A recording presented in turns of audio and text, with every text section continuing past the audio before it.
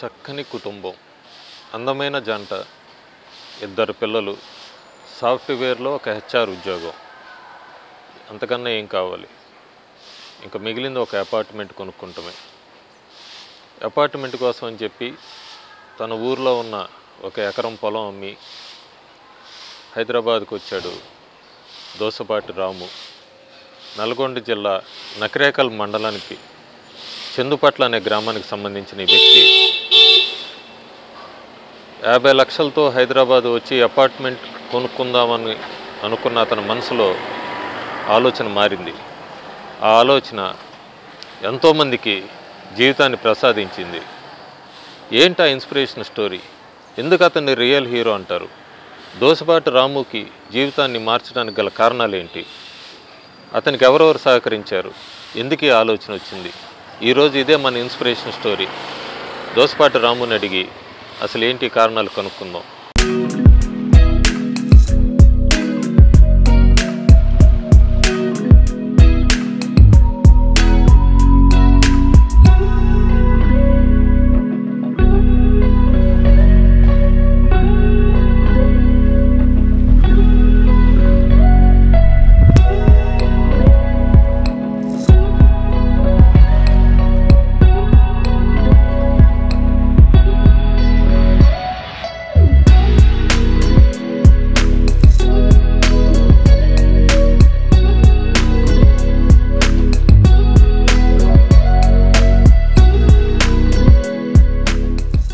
రాము గారి దగ్గరికి వచ్చాము. రాము గారిని అడిగి తెలుసుకుందాం. రాము గారు నమస్తే అండి. నమస్తే సార్. మీ పేరెంట్స్ ఏం చేస్తుంటారు? మీ లైఫ్ బ్రాటప్ ఏంటి? ఇంట్రడక్షన్ ఇస్తే మన ప్రేక్షకులకి. మాది కూడా తెలంగాణలోనే నల్గొండ జిల్లా నకరేకల్ పక్కన చందుపట్ల అనే విలేజ్ సార్. మా మదర్ ఫాదర్ ఇద్దరు కూడా అగ్రికల్చరే చేస్తారు, వ్యవసాయం కుటుంబంలో పుట్టిన. మాకు నల్గొండ జిల్లా కావడం వల్ల నీళ్లు లేక మేము కష్టాలు చూసిన వాళ్ళం చిన్నప్పటి నుంచి కూడా. మేము చదువుకోవాలంటే కొంత భూమి అమ్మితే చదువు ఫీజులు కట్టాలి. మా సిస్టర్స్ పెళ్లి చేయాలంటే మేము కొంత భూమి అమ్మాలి తప్ప పండిన పంట మీద వచ్చిన డబ్బులతో కాదు. సో వాళ్ళు సరే మీరైనా బాగా చదువుకోండి, మేము పడ్డ కష్టాలు వద్దు అన్నారు. కాబట్టి మేము హైదరాబాద్కి వచ్చి డిగ్రీ, ఎంబీఏ, ఐఏఎం లక్నో నుంచి ఎగ్జిక్యూటివ్ ఇన్ హెచ్ఆర్ మేనేజర్లో చేసి సో ఒక సాఫ్ట్వేర్ కంపెనీలో హెచ్ఆర్ మేనేజర్గా పనిచేస్తున్నాం. 16 ఏళ్ళకి ఒకటే కంపెనీలో పనిచేస్తున్నా. ఇప్పుడు వచ్చిన పాండమిక్ ఏంది అని అంటే ఒక మానవత్వాన్ని టెస్ట్ చేయడానికి వచ్చిందేమో. మనం చిన్నప్పటి నుంచి కష్టాలు చూసిన వాళ్ళమే కదా, సరే మన వంతుగా ఏదైనా చేద్దామా. భోజనానికి లేకుండా ఇబ్బంది పడే వాళ్ళు నిజంగా ఉన్నారా, ఉంటే వాళ్ళు ఏ రకంగా ఇబ్బంది పడుతున్నారని ఫస్ట్ తెలుసుకున్న తర్వాతనే ఇది స్టార్ట్ చేయడం జరిగింది. అంటే ఇది స్టార్ట్ చేసినప్పుడు మీ పేరెంట్స్ కానీ లేకపోతే ఇంట్లోంచి కానీ ఇనీషియల్గా ఏమన్నా ట్రబుల్ కానీ లేకపోతే ఇంటికి ఇంత సంపాదించిన డబ్బులంతా నువ్వు ఇట్లా ఖర్చు పెడుతున్నావు ఏంటి? ఈ ఏజ్లో ఎదగాల్సిన వాడివి, ఇల్లు కొనుక్కోవాల్సిన వాడివి, ఫ్యామిలీ 2 పిల్లలు, లేకపోతే మేమంత కష్టపడి సంపాదించిన డబ్బుల్ని నువ్వు ఇట్లా ఖర్చు పెడితే ఎట్లా అని ఎప్పుడైనా అన్నారా మీతో?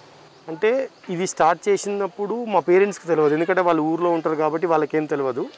నా వైఫ్, పిల్లలు ఉన్నారు. స్టార్ట్ చేయడానికి ఒక రీజనే మా పిల్లలు.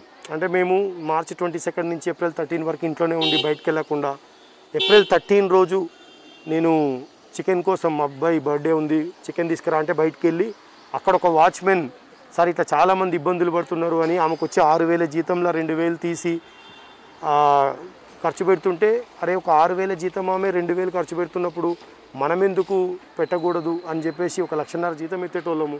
నిజంగా వీళ్ళు ఇంత ఇబ్బందులు ఉంటే మనం కనీసం మనం మానవతా దృక్పథంతో ఉండాలి, ఇవ్వాలి కదా అనే ఉద్దేశంతో నేను మొదలు పెట్టడం జరిగింది. సో బిగినింగ్లో మేము ఏమనుకున్నామంటే ఒక 1,50,000 రూపాయలు ఉన్నాయి మన సేవింగ్స్లలో. ఆ 1,50,000 రూపాయలని మాత్రం పెట్టి ఆపేద్దామని అనుకున్నాం. టు బీ ఫ్రాంక్, ఇంత పెద్దగా అవుతుందని కానీ ఇంత చేస్తామని కానీ మేము ఊహించలేదు. ఆ తర్వాత జనాల కష్టాలు అవి చూసిన తర్వాత ప్రావిడెంట్ ఫండ్ విత్డ్రా చేసే ఆప్షన్ ఒకటి దొరికింది. సో ఆ పిఎఫ్ కూడా విత్డ్రా చేయడం జరిగింది. అది ఒక 4,70,000 అట్లా వచ్చింది అంతే. పార్ట్ పేమెంట్ ఇచ్చారు, మొత్తం రిలీజ్ చేయలేదు కదా. సో ఫస్ట్ వలస కార్మికుల కోసం ఈ డబ్బులు సరిపోతాయి. అది కూడా కేవలం ఏప్రిల్ 13 నుంచి జూన్ 1 వరకే మొత్తం వలస కార్మికులందరినీ బ్యాక్ పంపించేస్తున్నాము. గవర్నమెంట్ ట్రైన్స్ పెట్టింది, ఇంకా మన సమస్య తీరిపోతుందని అనుకున్నాము. అప్పటి వరకు ఫ్యామిలీ కూడా అబ్జెక్షన్ లేదు. సో హ్యాపీగా వెళ్తున్నాం. సో అసలు ప్రాబ్లం ఎప్పుడు స్టార్ట్ అయిందంటే జూన్ 2 స్టార్ట్ అయిపోయింది. జూన్ 1, 2 అందరూ అంటే అప్పటిదాకా వలస కూలీలకే పనిచేసినాం క్లియర్గా. ఎందుకంటే నిజంగా వాళ్ళ కష్టాలు చూసినాం. భాష రాదు, అప్పిచ్చేటోళ్ళు లేరు, ప్రెగ్నెంట్ లేడీసు నడుచుకుంటూ పోతున్నారు, చెప్పులు లేవు కాళ్ళకి. మన జీవితంలో పెళ్ళైన తర్వాత ప్రపంచం మొత్తానికి చాలా సంతోషంగా చెప్పుకునేది ఫస్ట్ నా వైఫ్ ప్రెగ్నెంటు, నేను కొడుకునో కూతురునో కనబోతున్నా అంటారు. కానీ లాక్డౌన్లో ప్రెగ్నెంట్ అయినప్పుడు వాళ్ళ పరిస్థితి ఎట్లుందంటే, నా వైఫ్ ఎందుకు ప్రెగ్నెంట్ అయ్యింది, ఏ హాస్పిటల్ పోయినా ఎమర్జెన్సీ అంటే తప్ప చూసే పరిస్థితులు లేవు. కాబట్టి బయటికి వెళ్ళగొడుతురు, ఆమె స్టమక్ పెయిన్ అంటుంది, భాష రాదు. ఎట్లా అంటే సంతోషపడాల్సిన టైంలో వాళ్ళు ఏడుపు. పిల్లలు, చిన్న పిల్లలు, చంటి పిల్లలు, లాక్డౌను, స్ట్రిక్ట్గా కర్ఫ్యూ, నైటు పాల కోసం ఏడుస్తున్నారు. రోడ్డు మీదకి పోతే ఎవరేమంటారో, కర్ఫ్యూ అంటే ఏం చేస్తారో అనే భయం. ఆ పాపలని బలవంతంగా ఊకోబెట్టాలని ట్రై చేయడం. ఇవన్నీ చూసిన తర్వాత ఒక 24/7 ఒక రైస్ ATM పెట్టి పాలు, చిన్నపిల్లలకు నైట్ గార్డ్ బ్రెడ్, బిస్కెట్లు, ఆ ఫుడ్ ఏదైతే నైట్ మనం క్విక్గా ఇవ్వగలుగుతామో అది, కొంచెం మెడిసిన్స్ రెడీగా పెడదాం, మనం ఏ ఎమర్జెన్సీ అయినా పోవాలని చెప్పి నా ఫోన్ నెంబర్ పెట్టుకొని సపోర్ట్కి స్టార్ట్ చేయడం జరిగింది. సో ఈ ఎపిసోడ్లో నా ప్రావిడెంట్ ఫండ్ అయిపోయింది, నా సేవింగ్స్ 1,50,000 అయిపోయింది. నాకేం ప్రాబ్లం కాలే. కొంతమందికి ట్రాన్స్పోర్ట్ ఏర్పాటు చేసినాం, పంపించేసినాం. నేను కూడా చేసినా అని కూడా పెద్దగా ఎక్కడ ఇది అనిపోయలే. అసలు ప్రాబ్లం ఎప్పుడు స్టార్ట్ అయిందంటే, మేము జూన్ 2 ఊరు వెళ్ళినాం. మాది మ్యారేజ్ డే ఉండే. మా పేరెంట్స్ కూడా 3 నెలలు అవుతుంది చూడక, మమ్మల్ని కనీసం చూడరా ఇటువైపు వచ్చిపో అంటే మాకేం భయం. నేను ఇన్ని రోజులు వలస కూలీలతో తిరిగిన కదా, నాకేమన్నా అయితే మా ఫాదర్కి వాళ్ళకి ఇబ్బంది అవుతుంది, ఏజ్ ఎక్కువ కదా అని నేను పోవట్లేను. సరే నేను ఇంటికి పోదామని పోయిన తర్వాత ఏమైంది, నేను కొంచెం మా పేరెంట్స్కి దూరంగా ఉండాలి కాబట్టి నేను కొంచెం బయటనే ఉన్నా, ఇంట్లో కూడా పోకుండా చూసుకున్నారు అని. మా పిల్లలు నా మీద కంప్లైంట్ ఇచ్చారు. ఏమనంటే, డాడీ మాకు సపరేట్ బెడ్రూమ్ ఇవ్వట్లేడు, వేరే ఇల్లు కొనమంటే కొనట్లేడు, మేము 2nd క్లాస్లో 3rd క్లాస్లో ఉన్నప్పుడు ఇచ్చిన బెడ్ మేము ఇప్పుడు 8th క్లాస్ 9th క్లాస్కి వచ్చినాం, అదే బెడ్ షేర్ చేసుకుంటున్నాం, మాకు సపరేట్ బెడ్రూమ్స్ కావాలి తాతయ్య, నువ్వు డాడీకి ఎట్లనైనా చెప్పు అని అన్నాడు. అప్పుడు మా ఫాదర్ అన్నాడు, అరే అంత ఇబ్బంది పడుతున్నప్పుడు పిల్లలు పెద్దగా అయినప్పుడు 3 బెడ్రూమ్ ఫ్లాట్ కొనుక్కోవచ్చు కదా, వాళ్ళకి సపరేట్ బెడ్రూమ్ ఇచ్చేయి, ఎందుకు వాళ్ళ పిల్లలు ఎదుగుతున్నారు, వాళ్ళకన్నా ఎక్కువ నీకు ఏం కావాలి అన్నప్పుడు, సరే ఊర్లో కొంత ల్యాండ్ ఉంది కదా అవి తీసేసి చాలామంది వ్యవసాయం చేసుకునేటోళ్ళు కొనుక్కుంటా అంటారు, నువ్వు ఎట్లాగో వ్యవసాయం కూడా చేయట్లేవు, వాళ్ళకు ఉపయోగం పడుతుంది అంటే, సరే నేను ఒక 2 ఎకరాలు డిసైడ్ అయినాం, తీసేసి ఆ డబ్బులు తీసుకొచ్చేసి ఇక్కడ కొందామని. ఇక్కడ మేము తెచ్చిన రోజే అదే అపార్ట్మెంట్లో 4th ఫ్లోర్. సో చూడు, అది 3 బెడ్రూమ్ ఫ్లాటు. సో ఆ 4th ఫ్లోరు అన్ని ఫ్లోర్లలో దిగిరి, కానీ అదొకటి ఇంకా అమ్మలే. ఎందుకంటే దాన్ని మేము కొందామని చెప్పేసి 1,40,00,000కు ఆయన ₹1 తక్కువేనన్నాడు. అది చాలా ఎక్స్పెన్సివ్ అయినా సరే ఒక 40 lakhs ఊరి నుంచి వస్తున్నాయి, ₹1,00,00,000 నాకు లోన్ ఎలిజిబిలిటీ ఉంది. సరే 1,40,00,000 పెట్టేసి అది కొందామని డిసైడ్ అయ్యి డబ్బులు తెచ్చుకున్నాం. నెక్స్ట్ డే మార్నింగ్ సేమ్ ఇప్పుడు ఎట్లయితే చూస్తున్నారో అట్లా ఆ జూన్ 2వ తారీఖు నాడు ఒక 30-40 మంది బయట ఉన్నారు. నాకు సెక్యూరిటీ ఫోన్ చేసిండు, సార్ 6 అవుతుంది, తెల్లారులే చాలామంది ఉన్నారు, అసలే కరోనా ఉంది, అపార్ట్మెంట్ వాళ్ళు ఏమని అనుకుంటారు, వచ్చి తొందరగా మాట్లాడుకోండి అని. వాళ్ళు ఎవరిని అడుగుతున్నారంటే, పేరు చెప్తలేరు సార్, కానీ ఒక సారు మూతికి బట్ట కట్టుకొని ఎర్ర టోపీ పెట్టుకొని మాకు అన్నం పెట్టేది, ఆ సార్ని పిలువ అంటున్నారు, వాళ్ళకి మీ పేరు కూడా తెలియదు సార్ అన్నాడు. సో నాకు అర్థమైంది నేను ఒక్కడనే తిరుగుతున్నా కాబట్టి నా కోసమే వచ్చిరని. వచ్చి నేను వాళ్ళని అడిగిన, అసలు ఏంది ప్రాబ్లం అంటే, సార్ మీరు భాష రానోళ్ళు, వాళ్ళకి ఎవరు అప్పియర్ అని చెప్పేసి 2 నెలలు వాళ్ళకి అన్నం పెట్టిర్రు, పాలు ఇచ్చిర్రు, అన్ని రకాలు చూసుకుర్రు, వాళ్ళు వెళ్ళిపోయారు. మరి మాకు భాష వస్తుంది, మేము ఆంధ్రప్రదేశ్ వేరే వేరే జిల్లాల నుంచి వచ్చినాం, మాకు బార్డర్లు ఆపేసిర్రు, మాకు రానియట్లేరు, హైదరాబాద్లో కరోనా కేసులు ఎక్కువ ఉన్నాయని ఆంధ్రప్రదేశ్ బార్డర్లు ఓపెన్ చేయలే. మేము కోదాడు దాకా పోయి ఒక రోజంతా ఉండి మళ్ళీ వాపస్ వచ్చినాం రానియకపోతే. ఇటు గుంటూరు వైపు నుంచి ట్రై చేసినాం, రానియట్లేదు. మా బిల్డర్లోమో మమ్మల్ని అక్కడ ఉంచుకుంటే అన్నం పెట్టాల్సి వస్తుందని చెప్పి మాకు పని లేదు వెళ్ళిపో అంటారు, వాళ్ళు ఉండనియట్లేరు, వాళ్ళు రానియట్లేరు. మేము రోడ్డు మీద చిన్న గుడిసెలు లాగా వేసుకొని ఉన్నాం, మాకు కూడా అన్నం పెట్టరు సార్, మాకు భాష వచ్చినంత మాత్రాన పని లేదు, పని అని నిప్పిరు. ఇళ్ళ పనికి పోతా అంటే కరోనా వచ్చింది రావద్దంటారు. అంతకుముందు లేబర్ పని చేసుకుంటుంటే పనులు స్టార్ట్ కాలే. పనున్న కారణం మెటీరియల్ లేదు, బయట షాపులు బంద్ ఉన్నాయి. కాబట్టి మాకు పిల్లలను వేసుకొని ఇక మేము చచ్చిపోవడం తప్ప మాకు వేరే మార్గం లేదు. అన్నం ఒక్కటి పెట్టండి సార్, ఏదన్నా ఒకటి చేయండి అంటే ఇక సర్లే అంతమందికి చేసినాం కదా వీళ్ళకి కూడా స్టార్ట్ చేద్దామని నా అసలు కష్టం అప్పుడు స్టార్ట్ అయింది. ఒక 40 కుటుంబాలే కదా 50 కుటుంబాలే కదా అని మొదలుపెట్టినాం. అది కాస్త ఏమైపోయింది 40-50 నుంచి ఇంకా రోజు రోజుకు పెరుగుతుంది కానీ సంఖ్య తగ్గట్లేదు. వీళ్ళకి ఏం చేస్తున్నారు వీళ్ళు, అరే ఇట్లా ఇబ్బంది ఉన్న వాళ్ళందరికీ చెప్తున్నారు నీకంతా ఇబ్బంది ఉంటే పాపం ఆడికి పో అని. వచ్చిన వాళ్ళు జెన్యూన్గా ప్రాబ్లం ఉండే వస్తున్నారు. సో ఇంకా అప్పుడు ఏం చేస్తున్నాం మేము నెమ్మదిగా అందులో నుంచి డబ్బులు ఇంటి కాంచి తెచ్చిన నుంచి తీయడం మొదలుపెట్టాం. పొలం అమ్మిన డబ్బులంతా స్లోగా ఈ చారిటీకి మొదలుపెట్టారు. సరే ఒక రోజు 2 రోజులు అపార్ట్మెంట్ అనేది డ్రాప్ అయిపోయారు 2 వారాలు ఇంకా అంటే అప్పటికి కూడా ఇంకా నేను డ్రాప్ అవ్వలేదు. నేను ఇంకా ఎందుకు అని అంటే సరే అన్ని డబ్బులు అయిపోతాయా, ఒక వారమో 2 వారాలలోనో పూర్తిగా అయిపోతాయి కదా, మనం తీసుకుంటాం కదా, ఇంకెందుకు అంత ఇబ్బంది, సరే ఒక నెల రోజులలో అయిపోతాయి, మా అంటే ఒక 5 లక్షలు 6 లక్షలు అయిపోతాయి అంతే కదా అని కంటిన్యూ అవుతున్నాం. ఇది కాస్త 2 నెలలు అయింది, 3 నెలలు అయింది, 4 నెలలు అయింది. 4వ నెల అయిపోయిన తర్వాత సడన్గా నేను అక్టోబర్ మిడ్లో అట్లా సరే మేడంని పైసలు తీసుకురమ్మని పోయడం, మనం కిరాణా షాప్లో 2 లక్షలు అయిందంటుండే ఇంకా అప్పు మనమై కట్టాలంటే ఇంకెక్కడ ఉన్నాయండి 4 నెలలు అయింది అయిపోయినాయి అన్నది. దేనిది అంటే మరి నువ్వు రోజు అడుగుతున్నావు కదా, రోజు అడుగుతుంటే మరి ఏడంగా తెస్తాం, మనం రోజు కష్టపడుతూనే ఉన్నాం, మీరు రోజుకి అంతంతమంది 50, 60 నుంచి 100, 150, 200కి వెళ్ళిపోయారు. సరిగా లిమిటెడ్ డబ్బులు ఉన్నాయి, ఆ డబ్బుల్లో నుంచి ఎట్లనైనా సరే సరదాలే ఏదో ఒకటి చేయాలి, మనం ఏం చేద్దాం మనం కష్టపడి, సరే ఇంకేమైనా సేవింగ్స్ ఉన్నాయా నా దగ్గర లేకపోతే ఇంకేమైనా చేయగలుగుతామా అని అప్పుడు కిరాణం షాప్ ఆయనకి ఏం చెప్పినంటే నా క్రెడిట్ కార్డ్ ఇస్తా, ఆ క్రెడిట్ కార్డ్ తీసుకొని పోయి ఆ స్టోర్లో మన మెట్రో సూపర్ మార్కెట్లో ఒక్కసారి ఆ 2 లక్షల రూపాయల వర్త్ మెటీరియల్ తీసుకొచ్చేసాయి మనం ఇద్దామని చెప్పి మేమేం చేసినాం, ఒక వారం 10 రోజులు అవుతాయి కదా మాకు ఈ 2 లక్షల రూపాయల మెటీరియల్ అని చెప్పి ఒక లారీ బియ్యం 100 బ్యాగులు వేసిర్రు, ఇంకొక లారీలో కందిపప్పు నూనె 2 లక్షల రూపాయలు సరిపడి తెచ్చుకున్నాం. మా ఇంటెన్షన్ ఏంటంటే ఈసారి కొంచెం తక్కువ చేసి ఒక 15 రోజులన్నా సర్దుదాం, ఇంకా అంత లేవు మన దగ్గర కూడా డబ్బులని మేము తెచ్చినాం. కరెక్ట్గా వరదలు స్టార్ట్ అయినాయి హైదరాబాద్లో అక్టోబర్ 13.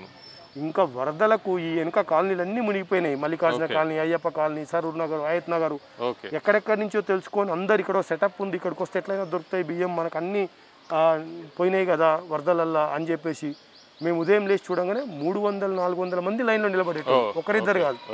మేము ఒక 10-15 రోజులు వస్తుందని అనుకున్నది కాస్త 2 రోజులలో అయిపోయింది లారీలో. సో అట్లా అయినాయి, అంటే ఇది ఏది యాక్సిడెంటల్గా అయినాయి తప్ప. అసలు ఈ సర్వీస్ చేయాలి ఇదంతా అనేది కోవిడ్తోనే స్టార్ట్ అయింది, అప్పుడు చూసిందేనా లేకపోతే అట్లా బై బర్త్ లేకపోతే ఇంతకుముందు ఏమైనా ఇన్సిడెంట్స్ ఉన్నాయి మీరు ఇలా చేసినవి చారిటీలు కానీ దీనికి లీడ్ రోల్? యాక్చువల్గా 2006 నేను మొదలుపెట్టింది ఇది, ఇప్పుడు కాదు. సో 2005లో ఒకసారి లైక్ నేను జాబ్లో జాయిన్ అయ్యి నాకు మ్యారేజ్ అయింది, మేము హ్యాపీగా లైఫ్ వెళ్ళిపోతుందన్న టైంలో మేమేం చేసినాము, 2006 మే 6th రోజు మా బ్రదర్ ఇన్లో అది రిసెప్షన్ ఉండే. ఆ రోజు నేను ఎందుకో నా 2 వీలరు ఇక్కడే ఉండిపోతుందిగా ఇంట పెడదామని వెళ్తున్నప్పుడు ఒక రైతు మామిడి పళ్ళ కోసం అని చెప్పేసి అమ్మడానికని వచ్చి తెలియక రాంగ్ రూట్లో పోతుంటే ఆయన తప్పిపోయి నేను కింద పడ్డ యాక్సిడెంట్ అయ్యి పడ్డప్పుడు నాకు యాక్సిడెంట్ అయ్యి ఇదంతా పగిలి మొత్తం బ్లడ్ వస్తుంది. పక్కన గీతా హాస్పిటల్ పోతే నన్ను చూసి అమ్మో పెద్ద హాస్పిటల్కి పోవాలన్నారు. అప్పుడు అపోలో డిఆర్డిఎల్కి వెళ్ళి జాయిన్ అయినప్పుడు నా వైఫ్ ప్రెగ్నెంట్ 5th month. సరే నాకేంది పరిస్థితి తేడా కొడుతుంది, ఒక పని చేద్దాం దేవుడా నన్ను కాపాడు, నా ఫ్యామిలీకి నేను ఫిజికల్గా అండగా ఉంటా, నేను సంపాదించే సంపాదనలో సింహభాగం నేను సమాజానికే ఖర్చు పెడతా, ఎవరైతే నా దగ్గరికి వచ్చి ఇబ్బంది అని అంటారో వాళ్ళకి నేను చూసుకుంటా, ఏదో ఒక దాని మీద పూర్ పీపుల్ ఎడ్యుకేషన్ కానీ హెల్త్కి కానీ ఏదో ఒక దానికి ఖర్చు పెడతా, దయచేసి నాకు ఒక లైఫ్ ఇవ్వు అని చెప్పేసి నేను అనుకున్నాను. తర్వాత ఎక్స్రే తీసి వచ్చారు, పర్లేదండి మేజర్ యాక్సిడెంట్ కాదు, ఒక 2-3 రోజులు హాస్పిటల్ నుండి డిశ్చార్జ్ అయిపోతారని తీసుకొచ్చారు.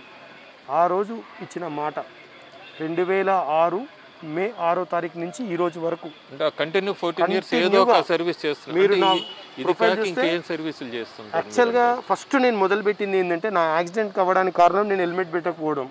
హెల్మెట్ పెట్టుంటే నా ముఖం మీద అన్ని దెబ్బలు తగిలేవి కాదు, కాబట్టి హెల్మెట్ లేకుండా బండే తీయొద్దు అని చెప్పి పెద్ద క్యాంపెయిన్ చేసిన, ఈమెయిల్స్ పంపడము, వీకెండ్లలో పోయి కంపెనీల దగ్గర ఎక్కడంటే అక్కడ, నాకు సాటర్డే సెలవు 5 day వీక్, సాటర్డే మొత్తం రోడ్ల మీదనే తిరిగి చెప్పేది, బస్ స్టాప్ల దగ్గర, డిపోల దగ్గర, రోడ్ యాక్సిడెంట్ల మీద I'm not idiot, I follow traffic rules అని ఒక చిన్న స్లోగన్ తీసుకొని పెద్ద ఎత్తున క్యాంపెయిన్ చేసినాం. పోలీస్ డిపార్ట్మెంట్ వాళ్ళతోటి సపోర్ట్ తీసుకొని ఆర్టీసీ డ్రైవర్లలో యాక్సిడెంట్ చేయని డ్రైవర్లకు ఉత్తమ డ్రైవర్లని హయత్నగర్ డిపోలా అట్లా డిపోలలో పోయి మాట్లాడి అట్లా పనులు చేసినాం. తర్వాత యాక్సిడెంట్లు అయినప్పుడు బాగా రక్తం పోతుంది, వీళ్ళకి రక్తం టైంకి అందట్లేదంటే ఫ్రెండ్స్ టు సపోర్ట్ అని ఒక ఆర్గనైజేషన్ అప్పుడే పెట్టిర్రు. ఫ్రెండ్స్ టు సపోర్ట్ అప్పుడప్పుడే పెట్టిర్రు. అది పెద్దగా ప్రాచుర్యంలో లేదు కానీ కాన్సెప్ట్ బాగుంది. మీ సర్కిల్ మా సర్కిల్ అంటే తను షరీఫ్ అని నా దగ్గరికి జాబ్ కోసం అని వచ్చి అట్లా పరిచయం అయింది. సో వాళ్ళతో కలిసి 10 సంవత్సరాలు ఫ్రెండ్స్ టు సపోర్ట్లో వాలంటీర్గా ఏ నైట్ ఏ బ్లడ్ కావాలన్నా కానీ మనం అందించేటట్టుగా దానికి వాలంటీర్గా పనిచేసినాం. ఆ తర్వాత మనం ఊరు నుంచి వచ్చినాం కదా, ఊరికి ఏదో ఒకటి చేయాలి అనుకొని మా ఊర్లో రాణి రుద్రమదేవి చనిపోయిన శిలాశాసనం దొరుకుండే. ఆ శిలాశాసనాన్ని వెలికి తీసి దాన్ని మీడియాకు తీసుకొచ్చి ముఖ్యమంత్రి గారు మా ఊరికి వచ్చి మా ఊరుకు ఇంత పేరుందని చెప్పుకొని మా ఊరుకు దానికి మిషన్ కాకతీయ కింద చెరువుకు పూడిక తీయించేసుకొని, సో దాంట్లో కూడా మనం ఒక చిన్న భాగం చేసినాం. అట్లా హైదరాబాద్లో సెక్యూరిటీ ఇష్యూస్ వస్తున్నాయి, దిల్షునగర్లో బాంబ్ బ్లాస్ట్లు అయినాయి, ఉమెన్ సేఫ్టీ లేదని చెప్పి సీసీ కెమెరాలు పెట్టాలని 2013 సంవత్సరం పాటు ఉద్యమం చేసి ఇండివిజువల్గానా లేకపోతే ఫ్యామిలీ ఫ్రెండ్సా, ఎన్ని పొలిటీషియన్స్ కానీ అలాంటి వాళ్ళు లేకపోతే ఎన్ని సెలబ్రిటీస్ మీకు ఎప్పుడైనా వచ్చి మేము కూడా ఇందులో హెల్ప్ చేస్తాము క్యాంపెయిన్కి అన్నట్లు ఎప్పుడైనా చెప్పి నేను సెండ్ చేశారు మీరన్నా ఈ సీసీటీవీలు కానీ లేకపోతే బ్లడ్ డొనేషన్ క్యాంప్స్లో కానీ అంటే సినిమా వాళ్ళందరూ బ్లడ్ డొనేషన్ క్యాంప్ స్టార్ట్ చేశారు. బ్లడ్ డొనేషన్ ఎప్పుడైనా మీ దగ్గరికి వచ్చి బ్లడ్ డొనేషన్లో అయినాయి. ఇప్పుడు మేము ఫ్రెండ్స్ టు సపోర్ట్కు ఇప్పుడు నందిని రెడ్డి గారు, నాని, హీరో వీళ్ళందరూ కూడా వాలంటీర్గా మాతో పాటుగా ర్యాలీలలో వచ్చేది. వాళ్ళు స్వయంగా నాని గారు, నందిని రెడ్డి అయితే బ్లడ్ కూడా ఇచ్చారు చాలా మంది.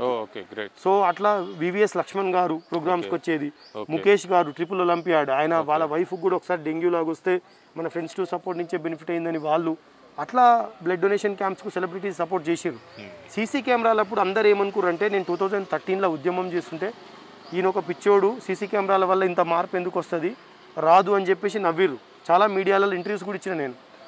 ఎక్కడి దాకా పోయినంటే ఆ ఉద్యమాన్ని పోలీస్ కమిషనర్లు, డీజీపీ ప్రసాదరావు గారే కాకుండా ఎమ్మెల్యేలు కాకుండా ముఖ్యమంత్రి కిరణ్ కుమార్ రెడ్డి గారి దగ్గర కూడా పోయి ఒక రిప్రజెంటేషన్ ఇచ్చే స్టేజ్కి తీసుకుపోయినా.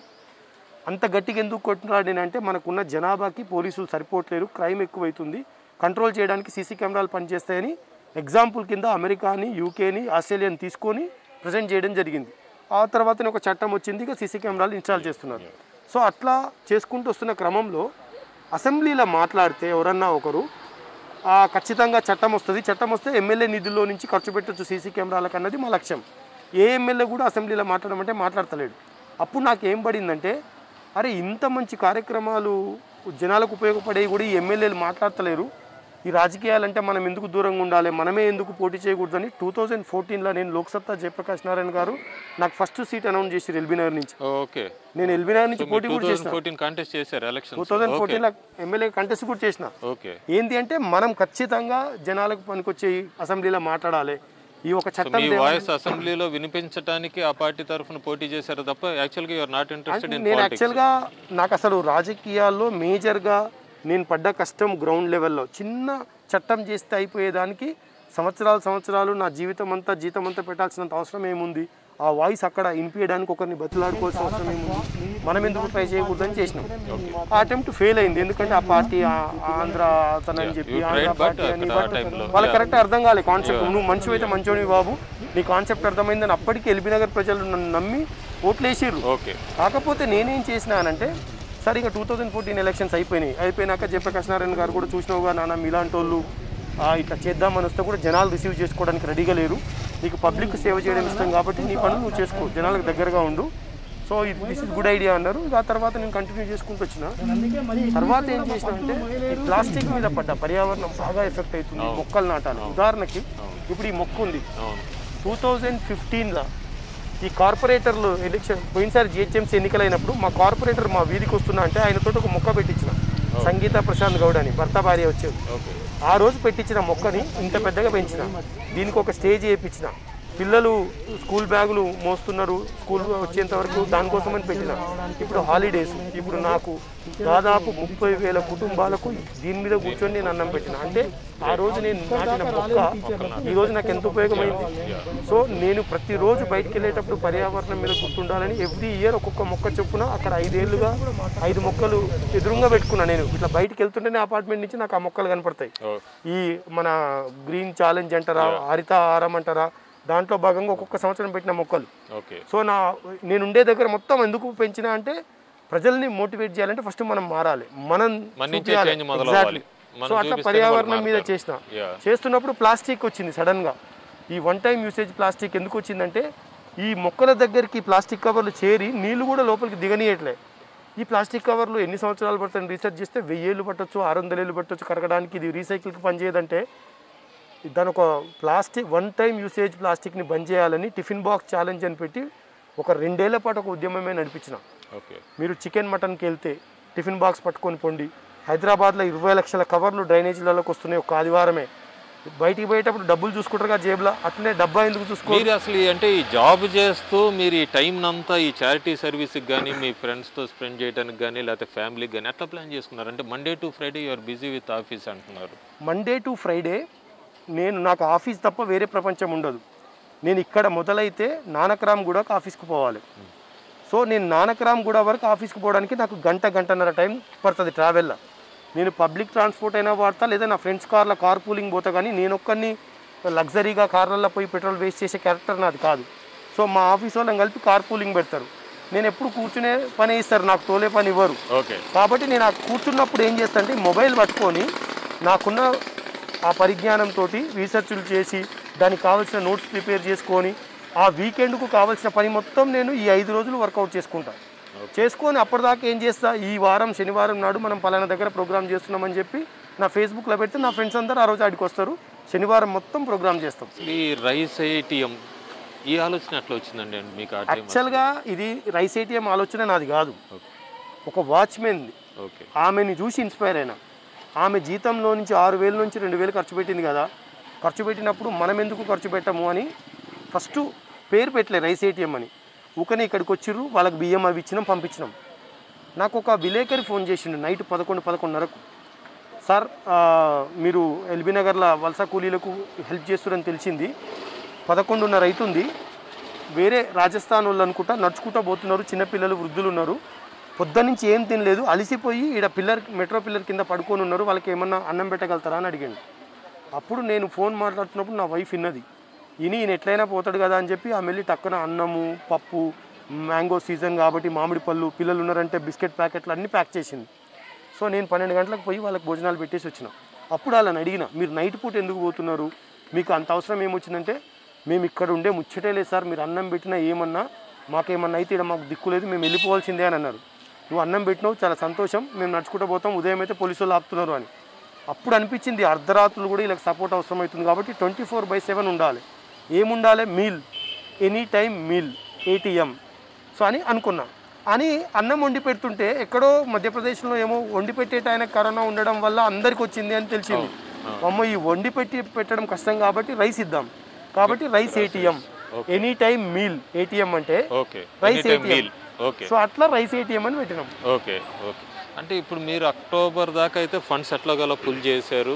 మీరు చెప్పిన కిరాణా స్టోర్ అనేది ఒక మీకు ఇవ్వటం వల్ల ఇచ్చింది.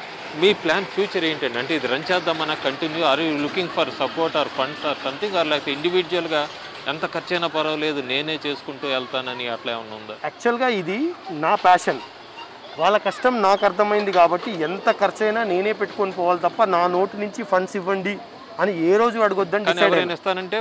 అయితే ఏ రోజు అడగొద్దు అని డిసైడ్ అయినా, ఎందుకంటే నా ప్యాషన్ ఇంకొకరి మీద రుద్దదలుచుకోలేదు. రెండోది, నేను చేసేది అన్నదానం.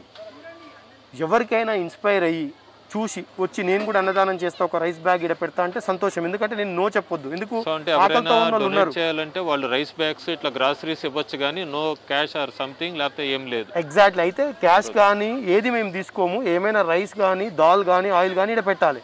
కానీ కొంతమంది ఏం చేస్తున్నారంటే, సార్ మేము ఆ దాకా రాలేము, మాకు ఏదో ఒక హెల్ప్ చేయాలని ఉంది, మేము వేరే ప్లేస్లలో ఉన్నాం, బయటికి వెళ్ళాలంటే వెళ్ళలేము, కాబట్టి మేము మీకు డబ్బులు ఇస్తాము, మీరే కొనేసి పెట్టండి అని అంటారు. అప్పుడు ఏం చేస్తున్నాం, ఇక్కడ గ్యాప్ ఏదైతే ఉందో అక్కడ ఎవరు డబ్బులు ఇస్తాడో దాత అని వాళ్ళ పేరు రాస్తాం. వాళ్ళ పేరు రాసి వచ్చిన వాళ్ళందరికీ చెప్తాం, అమ్మ ఈరోజు నా డబ్బులు కాదు తల్లి, ఇక్కడ పలానా త్రినాథ్ గారు అనేట ఆయన పలానా దగ్గర ఉంటాడు, ఆయన ఇచ్చిన డబ్బులతోటి ఈరోజు ఇది అన్నదానం చేస్తున్నాం, ఈ పుణ్యం మొత్తం ఆయనకే పోవాలి. ఆయన భగవంతునికి తెలిసి డబ్బులు ఎవరు తింటారు, కానీ పుణ్యం చెప్పడం నా ధర్మం కాబట్టి పోవాలి అని చెప్పి అట్లా స్టార్ట్ చేసినాం. దానికి కూడా ఒక 10-15 మంది రెస్పాండ్ అయ్యారు. ఒక 10-15 మెంబర్స్ మాది బర్త్డే అండి, మాది మ్యారేజ్ డే అండి, మీరు చేస్తున్నదిగా మాకు చేయాలనిపిస్తుందని చెప్పి వాళ్ళు వచ్చి ఇక్కడ పెట్టిన వాళ్ళు ఉన్నారు. లేదా మేము రాలేం కానీ మా తరపున రైస్ బ్యాగ్ ఎంత ఉంటుంది అని అంటే 900-800 చెప్పగానే ఒక 900 రైస్ బ్యాగు, 1000 రూపాయల రైస్ బ్యాగ్ అయితే 1000 రూపాయలు. మాకేంది, మేము రైస్ ఏటీఎం స్టార్ట్ చేసిన రోజు మంచి నూనె ఫ్రీడమ్ కానీ లేదా మీరు విజయ్ ఆయిల్ కానీ 95-96 రూపాయలు ఉండే, ఈరోజు 126 ఉంది. అంటే సడన్గా మాకు ఒక 30 రూపాయలు పెరిగిపోయింది. అట్లా రేట్లు పెరుగుతున్నాయి. కందిపప్పు కూడా ఇప్పుడు ఈరోజు 105 రూపాయలు ఉంది. సో అట్లా రేట్లు పెరుగుతున్నా కానీ మేము కాంప్రమైజ్ కాదలుచుకోలేదు. ఎందుకంటే సరే మనం మళ్ళీ ఇచ్చేదేదో కొంచెం మంచిగానే ఇద్దాం, ఇంత పెట్టే కాడికి ఇంతన్నా పెడదాం కానీ ఇద్దాం. అట్లా స్ట్రిక్ట్గా మేము ఏం చేస్తున్నామంటే ఎవరన్నా వచ్చి ఇస్తా అంటే కూడా వాళ్ళ పేరు మీద వాళ్ళకే పుణ్యం చెందేలాగా చేస్తున్నాం. ఎందుకు, నేను అడగట్లే ఎవరిని ఇవ్వమని, ఇది నా ప్యాషన్ కాబట్టి. నా ప్యాషన్ వాళ్ళకి అర్థమయ్యి వస్తే నేను చేస్తున్నా. నా స్నేహితులు నా మంచి కోరేటోళ్ళు కూడా నన్ను దూరం చేసుకున్నారు. వీడు పని లేక చేస్తున్నాడు ఈ పని, వాళ్ళ కర్మ అట్లా ఉన్నప్పుడు నువ్వెవరివి, నువ్వు అసలు వాళ్ళ పని లేకుండా సోమరిపోతులాగా తయారు చేస్తున్నావేమో, నీలాంటోడు నా ఫ్రెండ్ అని గర్వంగా చెప్పుకోవాలి కానీ నువ్వు ఇట్లా చేస్తావని అనుకోలేదు అని అన్నారు. నేను వాళ్ళకి రెస్పెక్ట్ ఇచ్చిన. కానీ ఇక్కడికి వచ్చినాక మాట్లాడుతుంటే వాళ్ళ కష్టం నాకు తెలుస్తుంది. నాకు తెలుస్తున్నప్పుడు నేను నిజంగా స్క్రీన్ చేయకపోతే ఎట్లా పడితే అట్లా ఇస్తే నేను అది పడతా. బట్ నేను 1కి 10 సార్లు స్క్రీన్ చేస్తున్నా. నేను ఒక 16 ఏళ్ళు హెచ్ఆర్గా పనిచేసిన నాకు పీపుల్ అర్థమవుతారు. ప్లస్ నేను ఫస్ట్ జాబ్ గురించి అక్కడ ఏం పెడుతున్నా, జాబ్స్ ఫర్ ద డే పెడుతున్నా. నీకు ఏ మాత్రం ఆరోగ్యంగా ఉన్నా దేనికి పనికి వస్తావు, వాచ్మెనా, సెక్యూరిటీయా, ఇండ్లలో పని చేస్తావా, హౌస్ కీపింగా, రిసెప్షనిస్ట్కి పని చేస్తావా, ఫ్రంట్ ఆఫీసా, సేల్సా, ఇన్ని మాట్లాడినాక వాళ్ళందరూ ఉంటే వాళ్ళని ఉద్యోగాల కోసం అని పంపించి దేనికి పనికిరారు, ఆరోగ్యంగా దాదాపు 300 మందికి ఉద్యోగాలు ఇచ్చినాం మనం. ఇప్పుడు దీంట్లో కూర్చునేటామే ఆమె వచ్చింది పని కోసం వచ్చింది. యాక్చువల్గా వాళ్ళందరూ భోజనానికే కాదు సార్, ఇక్కడ పని దొరుకుతుందని అన్నారు కదా వాచ్మెన్ అని. ఎగ్జాక్ట్లీ అట్లా చాలా మంది ఏంటంటే పని మెయిన్ వాళ్ళకు పని కల్పించే ప్రయత్నం చేస్తున్నాం. ఇంకా కొంతమంది ఎట్లా అంటే ఏమి చేయలేనంటే కొత్తిమీర, పుదీనా, కూరగాయలు అమ్ముకుంటా అంటే కూడా మేము 3000-4000 ఇన్వెస్ట్మెంట్ చేసి వాళ్ళనే సెల్ఫ్ సస్టైన్ అయ్యేలాగా ఇచ్చి పంపిస్తున్నాం. నాకు 2-3 వేలు పోయినా వాళ్ళంతా వాళ్ళు బతుకుతున్నారు. మేము చాలా మందికి తెలియదు ఏంటంటే మేమేదో ఎవరు వస్తే వాళ్ళకి ఇస్తున్నాం అనుకుంటారు. స్క్రీనింగ్ ఈజ్ పక్కా ఉంటుంది. ఎందుకంటే it's my hard earning money. నేనేం కోటీశ్వర్ల కుటుంబంలో పుట్టి మాకు బిజినెస్ నుండి లాభాలు వచ్చిన దాంట్లో నుంచి ఇచ్చింది కాదు. నేను ఏదైనా అమ్ముకుంటే లేదా నేను ఏదైనా సాక్రిఫైస్ చేస్తే వచ్చిన డబ్బులు ఇవి. సో అందుకనే నేను స్క్రీనింగ్ కూడా అంతే కరెక్ట్గా చేస్తున్నా. కరోనా టైంలో మనం ఆ కష్టాలు చూసి ఎక్కువ క్వశ్చన్లు అడిగేటోళ్ళం కాదు. ఒకరికొకరు ఇంటరాక్షన్ ఉండకూడదు, దూరం ఉండాలి. ఇక్కడ పెట్టి నేను అక్కడ నిలబడేది, తీసుకొని పొమ్మనేది, చేతికి గుడిచే వాళ్ళం కాదు. ఈ చెట్టు పెట్టింది అందుకు, ఈడ పెట్టి అక్కడ నిలబడేది. ఎవరన్నొకరు రాంగ్గా ఉంటే ఆపేటోళ్ళం అంతే తప్ప వాళ్ళే తీసుకొని పోయేది. ఎప్పుడైతే కరోనా కొంచెం తగ్గుముఖం బట్టి ఓపెన్ అయింది, జనాల కష్టాలు, ప్రైవేట్ స్కూల్ టీచర్ల కష్టాలు అయితే వర్ణనాతీతం. మేము అలాంటి ప్రైవేట్ స్కూల్ టీచర్లు ఎంతమంది వచ్చినా ఇస్తూనే ఉన్నాం. వాళ్ళ ఫోటోలు వీడియోలు తీయం, లోపల ఇస్తాం. నల్గొండలో కూడా ప్రైవేట్ స్కూల్ టీచర్స్కి ఏదో చేస్తున్నారని మేము మునుగోడు నుంచి మాకు కాల్ వచ్చింది. మునుగోడులో చాలా ఇబ్బందులు పడుతున్నాయంటే మేము పంపించినాం, మునుగోడుకి పంపించినాం. ఇప్పుడు నెకరికల్లో ఇంకొక రైస్ ఏటీఎం స్టార్ట్ చేసారు పిల్లలు మమ్మల్ని చూసి ఇన్స్పిరేషన్తో. ఆ నెకరికల్లో వెళ్ళి వాళ్ళకు కూడా మేము బియ్యం సపోర్ట్ చేస్తాము, మీకు ఎప్పుడు ఇబ్బంది ఉన్నా మాకు చెప్పండి, కాన్సెప్ట్ని డీవియేట్ కానివద్దు, ఇట్లా స్క్రీనింగ్ చేయండి అని చెప్పొచ్చినాం. తమిళనాడు నుంచి ఫోన్ వచ్చింది, సార్ మేము తమిళనాడులో స్టార్ట్ చేస్తామని. రాజస్థాన్ వాళ్ళు అన్నారు, మహారాష్ట్ర వాళ్ళు అన్నారు. ఇంకా మహారాష్ట్ర వాళ్ళు అయితే కాన్సెప్ట్ ఎట్లా ఎక్కిందంటే ఇక్కడ చాలామంది మహారాష్ట్ర నుంచి వచ్చిన వాళ్ళు లబ్ధి పొంది వెళ్ళిరు కాబట్టి అక్కడ మరాఠా పేపర్లల్లో, గల్ఫ్ న్యూస్ పేపర్లల్లో చాలా ఆర్టికల్స్ వస్తే నాకు వాళ్ళు ఫోన్ చేసి మీరు దోసపాటి రాము అంటే మీ తెలంగాణ కన్నా మా మహారాష్ట్రలో ఫేమస్, ఇక్కడ మాకు లోకల్ పేపర్లలో బాగా వచ్చిందని. ఇక్కడ ఏంటంటే మేము పేపర్లకి ఎక్కడ మేము ఇవ్వలే ప్రెస్ నోట్ లాగా. ఎవరన్నా ఇట్లా దారిలో పోయేటప్పుడు చూసుకొని వచ్చి కవర్ చేయాల్సిందే, V6 కానీ టీ న్యూస్లు కానీ అట్లా కవర్ చేసిన వాళ్ళే తప్ప మేము ఇట్లా ఇప్పుడు 200 రోజులు 300 రోజులు దాటిన తర్వాత ఇంటర్వ్యూలు ఇస్తున్నాం. ఫస్ట్ 150-200 డేస్ అయితే బాగా కదిలించిన సన్నివేశం ఏంటి ఈ పాండమిక్ టైంలో? మీరు బాగా హార్ట్ టచింగ్ ఏమన్నా మీరు స్టోరీస్ చాలా మంది విన్నారు. యాక్చువల్గా హార్ట్ టచింగ్ స్టోరీ చాలా ఉన్నాయి. అంటే ఇప్పుడు ఉదాహరణకు మేము వెళ్తున్నప్పుడు నేను ఆ రోజు రాత్రి భోజనం కావాలని చెప్పేసి అడిగారు. మేము హడావిడిగా వండుకొని తీసుకొని పోయినా కార్ దిగేసి చెప్పులు ఇప్పేసి పెట్టడం మన సాంప్రదాయం. నేను నా షూ ఇప్పేసిన పోయి వాళ్ళకి భోజనాలు పెట్టి నైట్ పోలీసు వాళ్ళు అప్పటికే 2 సార్లు వచ్చారు. పోలీసు వాళ్ళు వచ్చి ఏంది నువ్వే చేయాలా, GHMC వాళ్ళు చేస్తున్నారు కదా అంటే, లేదు సార్ ఒక్కరికే చేస్తున్నా, వెళ్ళిపోతున్నా, కర్ఫ్యూ కాబట్టి నేను కూడా అగెనెస్ట్ కర్ఫ్యూ కాదు సార్ అని చెప్పి క్షమించామని చెప్పి టకటక వాళ్ళకి పెట్టేసి సర్దుకొని వచ్చేస్తున్నా. వచ్చి నేను కారు ఎక్కిన. కారు ఎక్కిన కానీ నా షూస్ అక్కడ నేను సంగతి మర్చిపోయినా. కారు కొంచెం ముందుకు వచ్చినాక మళ్ళీ ఆపి మళ్ళీ షూస్ కోసం అని పోయినప్పుడు ఆ నడుచుకుంటూ పోయేట్టు దాంట్లో ఒక ఆయన నా షూ వేసుకున్నాడు. వేసుకోగానే నేను పోయిన, అరే నా షూ ఉండాలి అంటే, సార్ నేను ఇప్పుడు వేసుకున్నా ఏమనుకోక, నేను ఈ షూస్ వేసుకొని పోవచ్చా సార్, అంత దూరం పోవాలి, మీ షూ ఇచ్చేసారు, ఇంకా అంత దూరం పోవాలి, నాకు ఇస్తే నాకు కొంచెం కాళ్ళకి ఏం లేవు.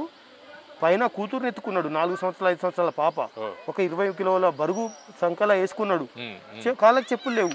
నేను ఇప్పేసి కార్లకు వచ్చిన తర్వాత టక్కున నా షూ వేసుకున్నాడు. నేను మళ్ళీ రిటర్న్ పోయేటప్పటికి, సార్ నేను ఉంచుకోవచ్చా సార్ అని అడిగాను. ఆ రోజు నాకు ఎంత బాధ అనిపించిందంటే, అన్నం పెట్టిన సంతోషం కన్నా కూడా వీళ్ళు షూస్ లేకుండా అన్నన్ని కిలోమీటర్లు ఎట్లా పోతారు, పిల్లలకు కూడా లేవు, నెత్తిలెత్తుకొని కదా ఈయన షూస్ అడిగిండు, నేను ఏం చేయలేకపోతున్నా, ఇప్పుడు షాపులన్నీ బంద్ ఉన్నాయి కదా అని షూ ఇచ్చేసి ఒక 15 రోజుల పాటు నేను చెప్పులు లేకుండా నడిచిన.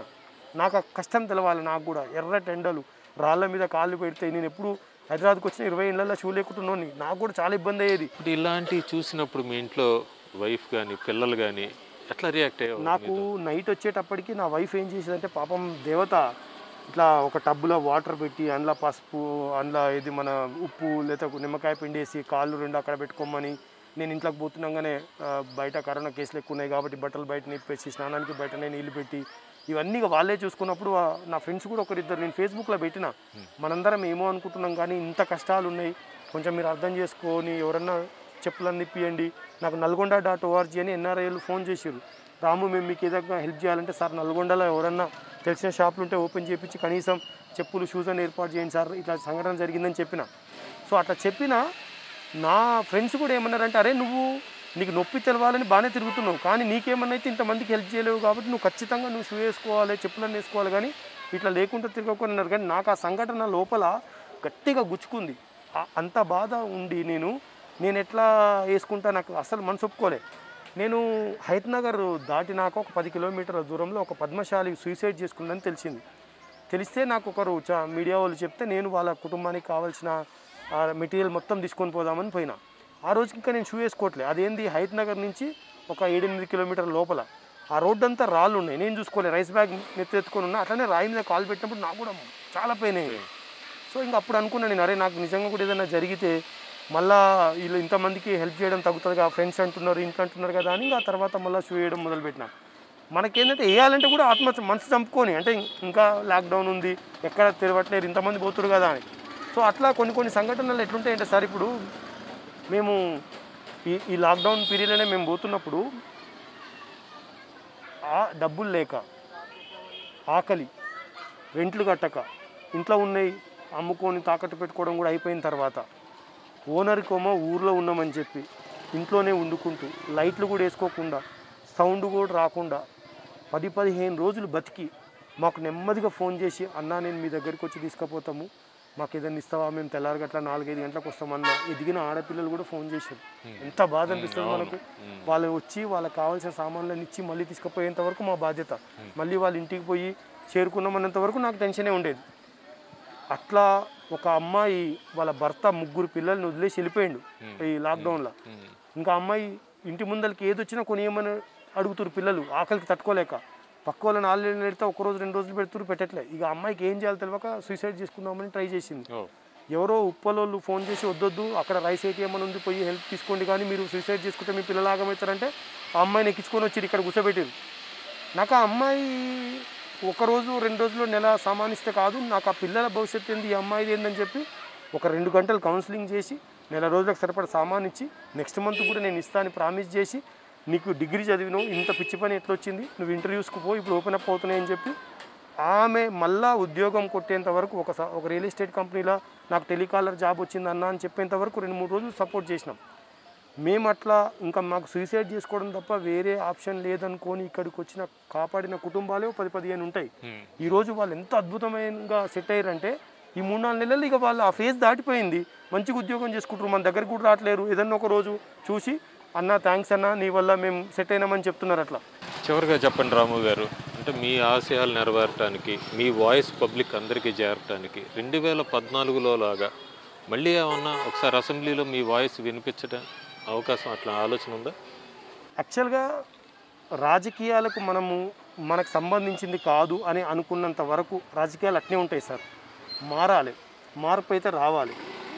మనకు రాజకీయాలు దూరం కాదు, మనం ఖచ్చితంగా దగ్గరగానే ఉండాలి. ఎందుకంటే చట్టాలు చేసేది ఇప్పుడు మధ్యాహ్న భోజన పథకం బియ్యం ఉన్నాయి సార్.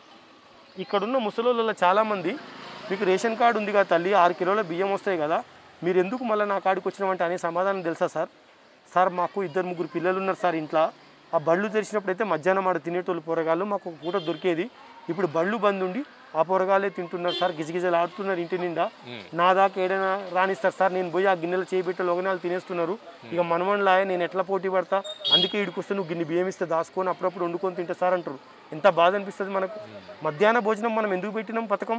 లేనోళ్ళు వచ్చి తింటారు, మోటివేషన్ అయ్యి స్కూల్లో ఉంటారనేగా. చాలామంది పేదోళ్ళు కూడా ఆ పూటకు కూడా వెళ్ళక కనీసం అక్కడ ఒక గుడ్డు అన్నం దొరుకుతుంది, హెల్తీగా వెళ్తారు. మరి ఈ 9 నెలలు అవుతుంది కదా మనం బళ్ళు బంద్ చేసి, మరి ఇన్ని వేల మంది ఏడ తింటున్నారు, ఎట్లా బతుకుతున్నారు వాళ్ళు? ఇంకా పనులు కూడా లేవు కదా, మరి ఎవరు ఆలోచిస్తారు సార్? ఇవి వాళ్ళేగా ఆలోచించాల్సిన వాళ్ళు, చట్టం చేయాల్సిన వాళ్ళు వాళ్ళే కదా. మరి అందుకే అట్లాంటి కాడ మనం మాట్లాడాలి.